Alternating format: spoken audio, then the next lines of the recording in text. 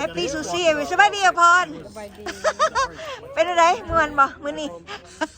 ขน้อยดีใจเห็น everybody มามื้อนี้สบายดีไว้แม่เอายิ้มสิถ่ายรูปให้ก็เฮียนตัวเอายิ้มได้สิถ่ายรูปให้นี่เด้อเอาโอ้ยนี่งามเด้อนี่1 2 3เอาค่อยๆ1 2 3โอเคได้รูปพร้อมได้วิดีโอพร้อมสบายดีนาบุซีสบายดีโมเซขน้อยถ่ายรูปกับวิดีโอเด้อนี่โอ้เบิ่งดูหั่น beautiful sunshine so beautiful ฮะโอเคนี่เอาถ่ายให้แล้ว Happy Sunday we taking picture and video is that okay okay Happy Sunday look at it so beautiful up there ฮะโอเคสิไปขายตู้ให้เด้อขน้อยไปขายตู้ให้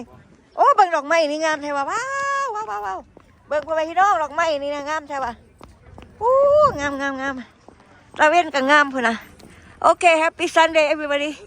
thank you Lord Jesus for the beautiful sunshine to our face we gonna go after worship God in English today we gonna go have some Bible study oh look at the bird ว้าวนกบักหลายพ่อน้องไปเป็นกลุ่มเลยนกน่ะบักงามว้าวเดย์เพลย์กราวด์กะโอ้เสียดายเนาะเฮาบ่ได้เป็นเด็กน้อยฮะ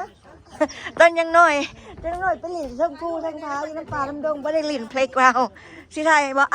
อาสิถ่ายให้โอเคเอาพรเจ้าบ่โอเคมาสิถ่ายให้สันโอเค